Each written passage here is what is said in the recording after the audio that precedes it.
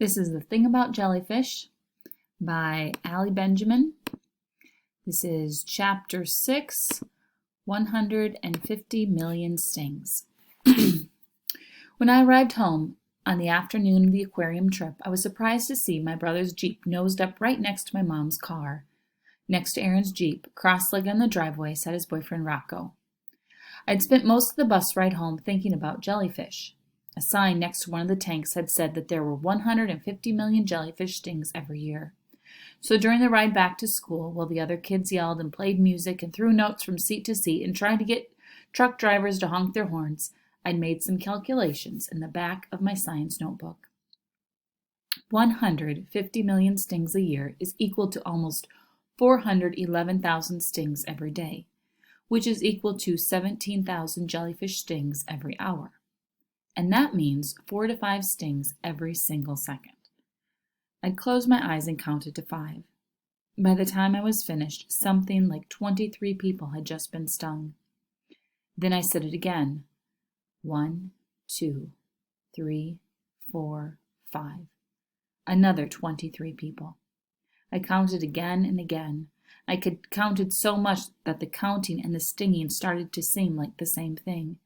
As if instead of measuring the stings, I was somehow causing them. And even though I knew that couldn't be true, some part of me almost believed it. Like if I only could just stop counting, maybe I could make the sting stop. But I couldn't stop counting to 5. It was like one part of my brain insisted on defying another part of my brain. Rocco squinted up at me from the asphalt. "Well, hey there, Susie Q," he said. "Beautiful day, huh?" I didn't answer him, and he must have known I wouldn't. He waved his hand toward the sky. "If I were a bird," he said, "I would fly about this earth seeking the successive autumns." He barely seemed to be talking to me. I liked that. It was like watching someone's private thoughts, as if I were both there and not there at the same time. "George Eliot," he added, and I nodded, as if I knew who that was. Rocco is a graduate student in English literature at the university where Aaron coaches women's soccer. Rocco is always quoting someone. And if I were the type of person who still said things, I might have said to Rocco, "Count to 5." And when he was done counting, I would have told him about the 23 stings.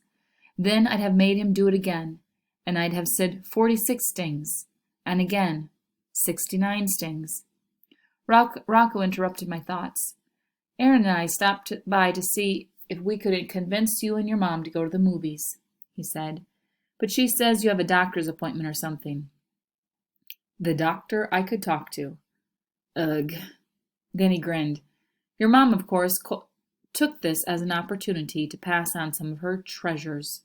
She's loading Aaron up now." He emphasized that word, treasures, and I had to smile. Mom likes shopping at thrift stores. She calls it treasure hunting, though I have never figured out what exactly makes somebody's discarded fondue set or chipped flower pot a treasure. Mom just can't resist what she thinks is a bargain. Our house is filled with boxes of oddball items like jars filled with buttons, she doesn't sew, and muffin tins, she doesn't bake, and knitting needles held together with masking tape, she doesn't knit. Rocco patted the asphalt next to him. "Sit." It was nice to be asked, but I needed to keep thinking about those stings.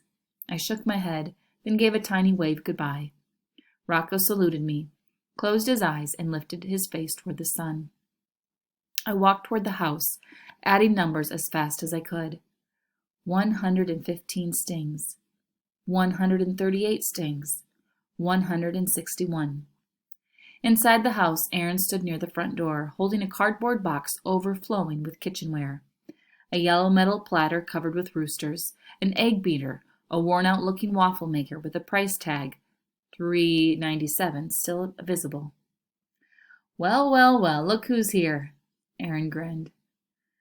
My brother, tanned and athletic, always ready with an easy smile. Sometimes Aaron seemed almost too good to be true. Mom poked her head out of the kitchen. "Zoo," she said, and she winked at me. She had called me that forever. Zoo is her nickname for Susie, which is funny because Susie is already a nickname for Suzanne. Once a few years ago, I tried to get her to call me simply Z, the shortest nickname of all, but it never took. We're leaving for your appointment in 15 minutes. Your dad's meeting us there. Mom wore her work clothes, the pantsuit she wears whenever she shows houses. Her shoes were off, though, and her frizzy hair, I inherited my wild mop from her, had fallen out of its bun. She placed some salad tongs on top of Aaron's box. Ma, Aaron said, we don't need any more stuff. Hold on a sec, she said. I've got a cutting board I want to give you. She squatted down on the kitchen floor, opening up a cabinet, and began rummaging. Rocco's waiting, Mom, Aaron said. He looked at me and rolled his eyes. I spun my fingers next to my head as if to say, crazy. Hey, he said, just to me now as Mom rattled pots and pans in the kitchen. School okay? I shrugged. He looked at me closely.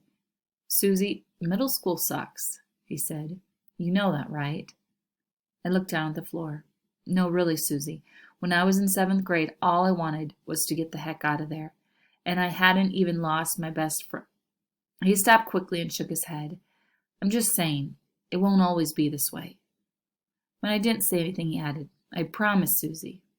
And just like that, I felt a lump welling up in my throat.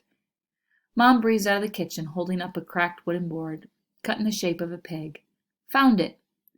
You must need a cutting board. Everyone needs a cutting board. She placed it on top of the box, and Aaron laughed. He said, frowning at the pig-shaped slab. Maybe not that cutting board, though. Mom slapped him gently on the arm. You be nice to your old mom. Okay, but can my old mom let me get to the movies? Yes, of course, she said with a sigh. I'll set aside a pile of kitchen stuff and save it for you later. I walked to my room as my brother called down the hallway. See you next time, Susie. I sat down at my desk and opened my notebook. I started a new count. 1, 2, 3, 4. Through the window, I watched Aaron walk toward Rocco. 23 stings.